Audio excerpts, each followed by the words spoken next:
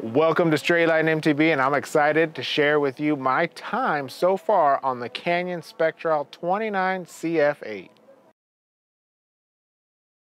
Welcome back as I talk about the Canyon Spectral CF29 first ride, first month, whatever you want to call it, impression.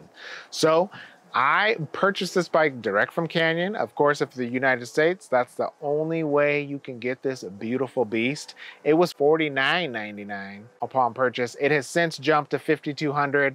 I'm still kicking myself for not purchasing it and pulling the trigger when it was $46.99. So as you know, and if you're following the bike industry, you see that everything's going up slowly, which is a little bit annoying, but I was lucky enough to get in a little bit early. So why did I pick this bike? So I really loved my Canyon Spectral 27.5. It was a 2018 model. That bike was the bike that really seemed to open up my riding, and I progressed really fast with that bike. So of course, when this bike came out, the 29 version, which I fell in love with, I haven't ridden a 27.5 bike since that bike. I was excited to get this bike in finally and see what it's all about. So let's jump right into the on-trail manners of this bike. So just like every bike that you're probably gonna run into, it climbs good, but is an exceptional climber. I will say for a 150 millimeter bike, I think it does raise the bar of being good to great. It's able to just be it's light. It's a 32-pound bike, and it zips up the trail for being a 150 millimeter, 160 millimeter bike. It really reminded me of the Transition Sentinel V2 that we had in. That bike was a great climber, and I felt that the Canyon here reminded me of that bike, just the lightweight and the zippiness. Thinking about on the technical sections, that's where I found that this bike kind of sat outside of the category of bikes that I've been riding in this travel. It didn't feel as stable. I won't say that it was just a mess in the technical section, but it didn't seem like it gripped and clawed up as well as you'd expect some of those other bikes, like the Sentinel V2 with the longer wheelbase, or the Nuke Proof Mega with those longer wheelbase help you get more traction. But again, like I said, it's not a bad technical climber. It's just probably not on the top end. That lightweight helped it zip up the trail, and you did feel it. So I have been noticing that bikes that are even a pound or two lighter than what I'm used to, I'm noticing it, and I'm appreciating them on the climbs because it does save that energy and get you to the top. On the smooth climbs, there's a little bit of bob in the rear suspension, nothing that's hindering, but it is there. But I think we're finding that with anything with the longer travel. So I wouldn't say it's a detriment to this bike, because it does translate to a little bit more comfort when you're climbing up in the rocky sections, or you hit a rock, or you're like me and you sit on the saddle for 99% of your climbs. So on the downhill sections for this bike, I've ridden it from anywhere from the chunky black diamond trails to the fast, flowy jump, and anywhere in between, and went to Tahoe and took it on trail, never ridden, with a little bit of everything, just some sketchy, nasty, and then some nice flow.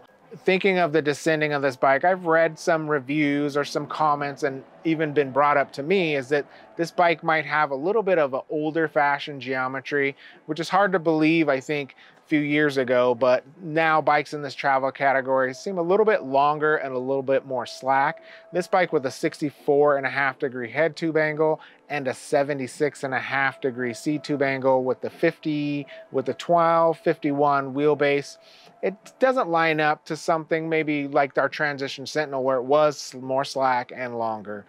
But on the downhill, I will have to give the Canyon Spectral the edge over the Sentinel. I felt like the Spectral was really able to just hit those big, just gnarly rocks and gobble them up and kind of more disappear under you, and which helps translate to make you go faster.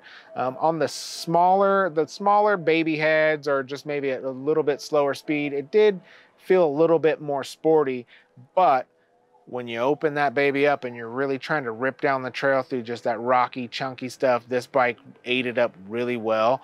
And I felt like I was able to just step outside of my comfort zone just a bit and hit some of the trails quite a bit faster than what I'm used to. In the corners, this bike hits corners really well. They come out fast. I felt like I didn't have an issue where it was sagged into the corner. When you're coming out of that apex, it really kind of pops you out and gets you going. On the jumps, again, that lightweight comes into play. You're able to pop out of those jumps. You just lift up just a little bit, and that bike wants to sail. And that lightweight, you can just kind of whip it around and do what you want with it, which made it really fun.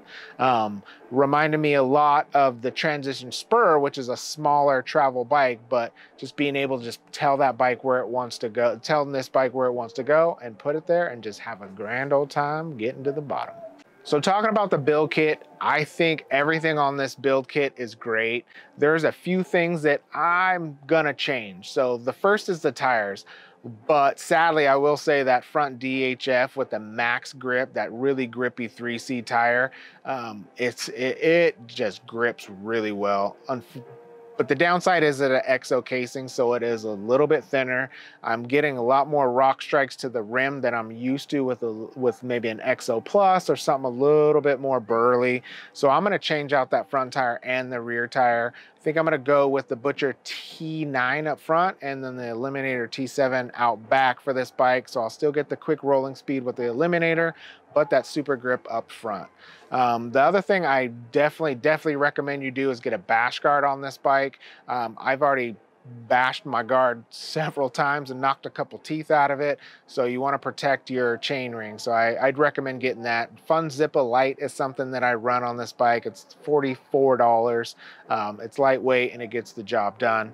The other thing that I'm changed or have changed is the grips. So the stock grips were fine. They're a little bit thin for my taste. I like something a little bit more cushy, and also the pattern on the stock grips kind of started giving me a little bit of irritation on my hand. It's personal preference, of course, but the DATs have come save the day for me, give me some cushion and a little bit more comfort. And then just the saddle, again, personal preference. I got the WTB Coda, which I love. The Ergon was a little bit narrow for me and a little bit hard, but again, preference. So thank you for joining me. Don't forget to like and subscribe because I'm going to continue riding this beautiful beast of a bike, and I will be giving you a longer term review with more comprehensive comparisons to some other bikes that we have reviewed. Don't forget to follow us on TikTok and Instagram at straightline_MTB and straightlinemtb.com.